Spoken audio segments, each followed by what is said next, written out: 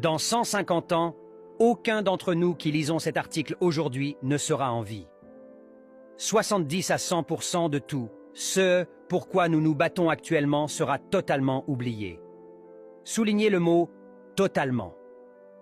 Si nous remontons 150 ans en arrière, en 1872, aucun de ceux qui ont alors porté le monde sur leurs épaules n'est vivant aujourd'hui. Presque tous ceux qui lisent ces lignes auront du mal à imaginer le visage de qui que ce soit à cette époque. Faites une pause et imaginez comment certains d'entre eux ont trahi leurs proches et les ont vendus comme esclaves contre un morceau de miroir. Certains tuaient des membres de leur famille juste pour un lopin de terre, des tubercules d'igname, des coris ou une pincée de sel.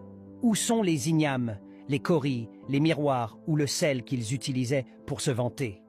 Cela peut nous sembler drôle maintenant, mais c'est à quel point nous, les humains, sommes parfois stupides, surtout lorsqu'il s'agit d'argent, de pouvoir ou d'essayer d'être pertinent.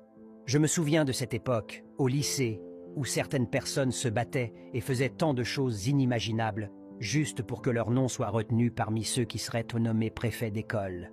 Préfets d'écoles ordinaires. Mais aujourd'hui, personne dans cette école ne se souvient que j'y ai été scolarisé malgré ma popularité à l'époque. Maintenant, imaginez ce qui se passera après 150 ans. Même si vous prétendez que l'ère d'Internet préservera votre mémoire, prenez Michael Jackson comme exemple.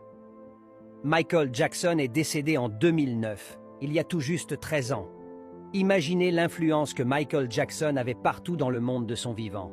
Combien de jeunes d'aujourd'hui se souviennent de lui avec admiration, même s'ils le connaissent? Dans 150 ans, son nom, une fois prononcé, ne sonnera plus grand-chose pour beaucoup de monde. Prenons la vie tranquillement. Personne ne sortira vivant de ce monde. La terre pour laquelle vous vous battez et pour laquelle vous êtes prêt à tuer, quelqu'un l'a quittée. Cette personne est morte, pourrie et oubliée. Ce sera aussi votre destin. Dans 150 ans, aucun des véhicules ou téléphones que nous utilisons aujourd'hui pour nous vanter ne sera pertinent. Biko, prends la vie doucement. Laissons l'amour guider. Soyons vraiment heureux les uns pour les autres. Pas de méchanceté, pas de médisance, aucune jalousie, aucune comparaison. La vie n'est pas une compétition. En fin de compte, nous passerons tous de l'autre côté. La question est simplement de savoir qui y arrivera en premier, mais nous y arriverons sûrement tous un jour.